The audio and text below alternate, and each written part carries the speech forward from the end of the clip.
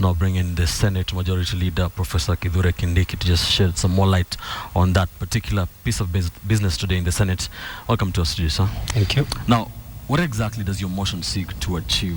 I mean, we've seen Sudan is not a member of the ICC, but President al-Bashir is still a fugitive. Sudan is not a member of the ICC. The indictment of President al-Bashir is on the basis of warrants of arrest as a result of the referral of that situation by the UN Security Council. The UN Security Council is a political process. That means for a country, if our country withdraws as we have proposed, it should, and we have no apologies to make, it means the only route left if there are crimes against humanity is we must punish those crimes ourselves, and that is the best case scenario.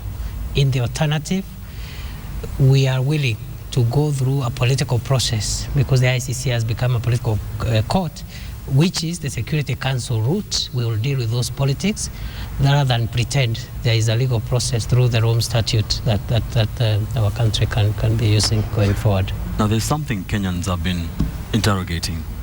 We formed, or rather Kenya formed, or joined the ICC, joined the Rome Statute, signed the Rome Statute so that we can be able to solve issues that, like what happened in 2007. Now, a few years down the line, we want to withdraw. What happens if, God forbid, the country was to go through what happened in 2007, 2008? What happens is that next time we will punish whoever orchestrates crimes against humanity and massive human rights violations in our country.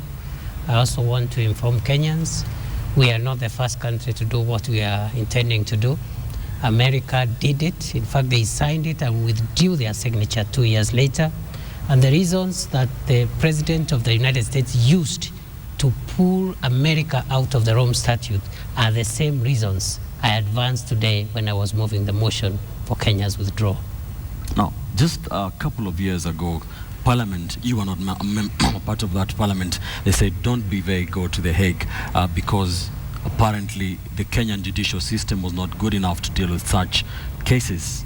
What has changed so much in the local judiciary that we think now we can deal with such cases? The fact that Kenyan leaders made a mistake does not mean that mistake cannot be corrected. So it's an irrelevant argument to say that the fact that the 10th Parliament committed to a serious neglect of duty by exposing our country to the kind of humiliation we are seeing now in a foreign country does not mean that the 11th Parliament should also perpetuate that kind of negligence. Two, what has changed? In fact, so much has changed that recently when a vote was taken by 13 judges of the International Criminal Court just last week, 9 of them actually said those cases should be brought to Kenya, and they said the judiciary has reformed, there is capacity to prosecute, and the only 4 judges, because there were 13, and none of them was a Kenyan, because the only Kenyan judge who is there could not participate.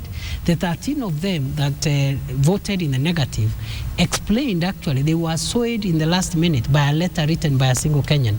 No. So a lot has changed, and if the white people out there in the ICC, the judges themselves are saying our institutions have changed, it defeats logic that we Kenyans are the ones, some of us even opposing and saying that we don't have a strong judiciary. No, we've seen what happened in the Senate today. We have seen a lot of opposition from the CORD coalition. They boycotted that sitting today, citing fears that they will put Kenya in bad light internationally. Now, we've seen a lot of Jubilee members of Parliament going to The Hague to be in solidarity with Deputy President William Ruto. We have seen this push to withdraw from the ICC has been largely fronted by your coalition.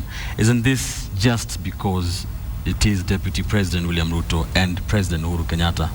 Not really. First of all, walking out of the house is a cowardly act.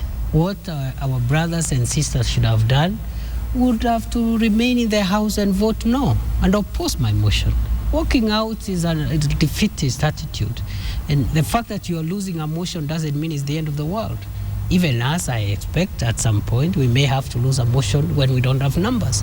So this idea of walking out and shouting at each other is a bad culture.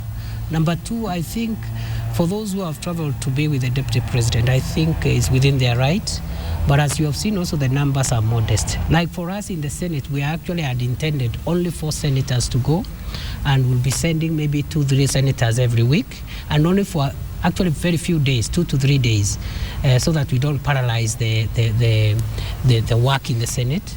So I think there's nothing too much to read from this. And if it was someone else who is not a member of Jubilee, would Jubilee front this motion to withdraw from the ICC? Any Kenyan, and we kept on emphasizing, and if you look at my motion, I've referred to the 3 citizens of Kenya who are charged before the ICC, and that includes Joshua Arap Sang.